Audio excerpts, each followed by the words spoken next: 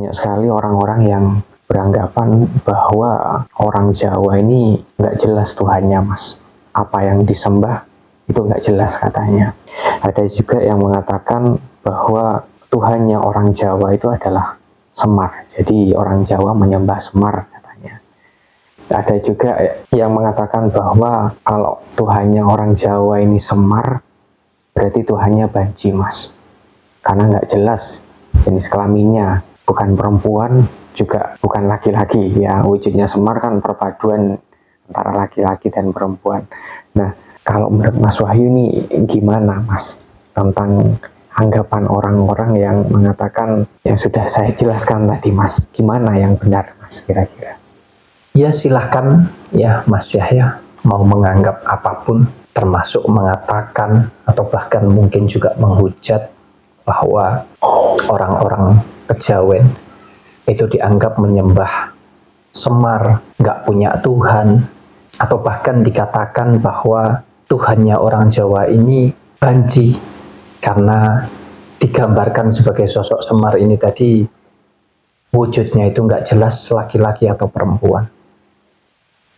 Mungkin saya mau coba terangkan menurut pandangan saya secara pribadi bahwa kalau kita bicara tentang ketuhanan itu masuknya adalah tentang keimanan.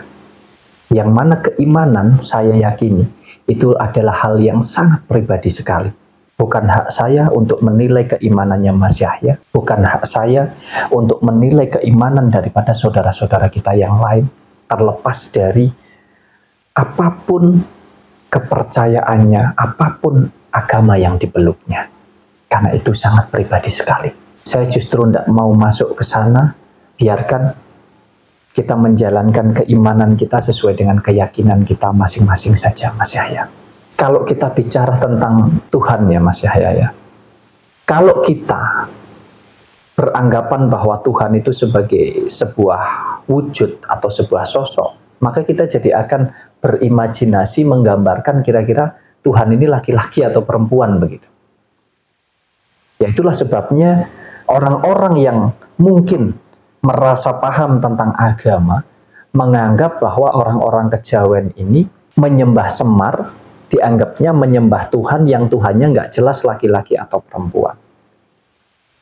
Padahal mereka beranggapan seperti itu karena mereka menganggap Tuhan ini sebagai sebuah wujud, sebagai sebuah sosok, sehingga harus diterangkan bahwa seolah-olah gambarannya Tuhan itu berarti sosok laki-laki atau perempuan.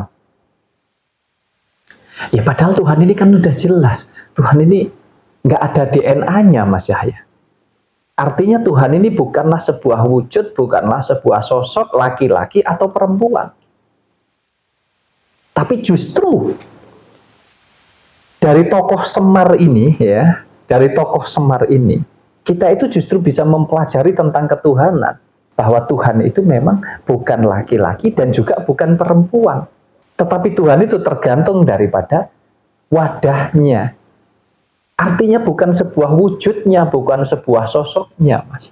Ya inilah ketidakmengertian atau ketidakmauan kita untuk memahami tentang sesuatu hal, khususnya tentang konsep ketuhanan ini, supaya kita betul-betul paham.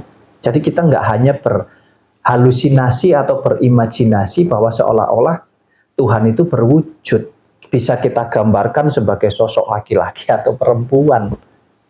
Nah, lepas dari itu, kalau dikatakan orang Kejawen ini tidak punya Tuhan, Tuhannya adalah Semar, itu kan penilaian. Tuhan itu bukanlah milik suatu pribadi, ya, artinya suatu kaum, suatu golongan, bukanlah milik suatu komunitas, baik itu organisasi, keagamaan atau apapun.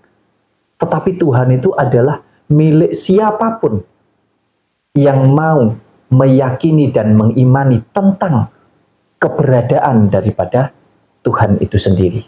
Kalau ada orang yang merasa bahwa oh Tuhan itu miliknya agama A, miliknya agama B, saya rasa itu belum paham betul tentang agama, Mas. Nah, sebenarnya Semar ini kisah dari mana sih, Mas? Kan kalau di India itu ada kisah Mahabharata ya. Apakah Semar ini tokoh asli Jawa yang dikisahkan di pewayangan saja, Mas? Kalau dikatakan dari India ya jelas tidak, Mas. Tidak ada tokoh Semar di India. Ya, di kisah Mahabharata itu tidak ada.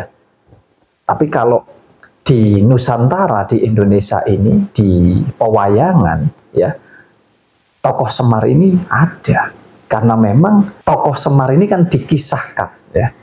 Ini memang asli dari Nusantara, dari Jawa, bukan dari India. Jadi tidak ada di India itu, yang ada ya di Indonesia ini, khususnya di Jawa. Kalau kita bicara tentang tokoh Semar. Iya, banyak sekali orang yang salah paham tentang pelajaran sosok Semar ini ya. Ada yang mengaitkan dengan budaya India, kemudian dikaitkan dengan ajaran Jawa juga, sehingga disebut bahwa ajaran orang Jawa ini adalah ajaran Hindu, Mas. Ada juga yang mengatakan ini ajaran Buddha yang identik dengan ajaran-ajaran daripada India, ya, Hindu dan Buddha lah intinya. Nah, kalau menurut Mas Wahyu, Semar ini apakah memang benar-benar sosok seperti yang dikisahkan orang-orang di pewayangan atau hanya sebuah filosofi, Mas? Jadi ini kan memang banyak versi, banyak sumber ya, yang tentu tidak bisa semuanya itu kita anggap adalah benar atau mungkin salah ya, kembali kepada cara kita memahami tentang sesuatu hal. Kalau saya secara pribadi justru meyakini bahwa Semar ini bukanlah sebuah sosok atau tokoh. Ini hanya kisah, yang mana kisah ini tentu erat hubungannya adalah dengan filosofi kehidupan. Kalau menurut lidahnya orang Jawa, Semar itu kan berarti samar ya, Mas. Yang mana samar ini berarti samar itu semu, ya, nggak jelas. Ada tapi tidak ada wujudnya, begitu Mas Yahya. Jadi kalau dikatakan Semar ini adalah seorang tokoh begitu, asli ada orangnya, manusianya dari mana, tidak seperti itu. Jadi Semar ini hanya kisah, ini hanya filosofi Mas Yahya. Pesan moral di dalamnya. Nah, kalau kita mau mempelajarinya, mungkin saya tidak perlu terangkan terlalu jauh atau terlalu dalam ya Mas ya. Tetapi secara sederhana saja bahwa Semar ini adalah gambaran daripada kehidupan pribadi kita. Semar ini kalau untuk lidahnya orang Jawa kan berarti samar ya Mas ya. Samar itu berarti semu. Dikatakan tidak ada tetapi ada. Sosok Semar ini kan identik dengan hal-hal yang berkaitan dengan kepemimpinan yang bijaksana, yang baik, yang tegas, yang cerdas dalam segala aspek kehidupan tentunya. Nah, sebetulnya ini adalah filosofi gambaran tentang kehidupan pribadi yang ada di dalam diri kita. Kalau kita bicara wujud ini kan hanya wadah ya Mas ya. Tapi isi di dalamnya, nah itu yang harusnya mau dan mampu untuk dipelajari lebih jauh. Kalau kita bicara tentang Semar, ya. Semar ini kan momong yang disebut Pandawa dan momong juga yang disebut Kurawa.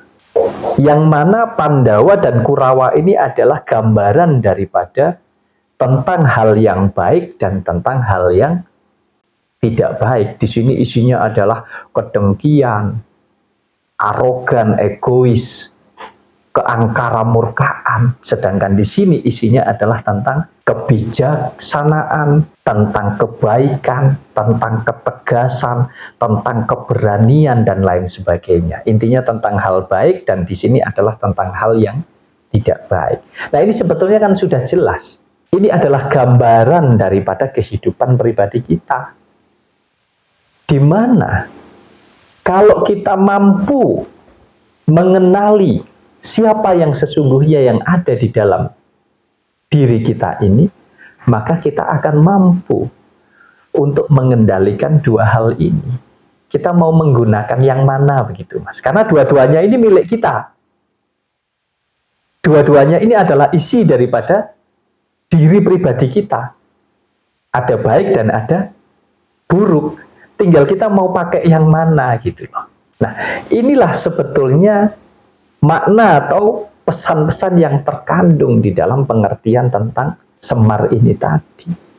Tapi sayangnya kan, wah ini sudah banyak sumber macam-macam lah.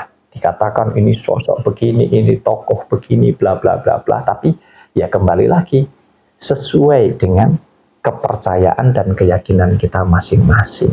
Tapi kalau tadi jenengan tanya apakah ini tokoh yang memang ada wujudnya, ada manusia, ya nggak ada mas. Ini hanya pesan moral, ini hanya filosofi saja tentang semar. Makanya kalau kita mau mempelajari sesuatu hal itu harus mempelajari betul sampai ke akarnya atau ke sumbernya.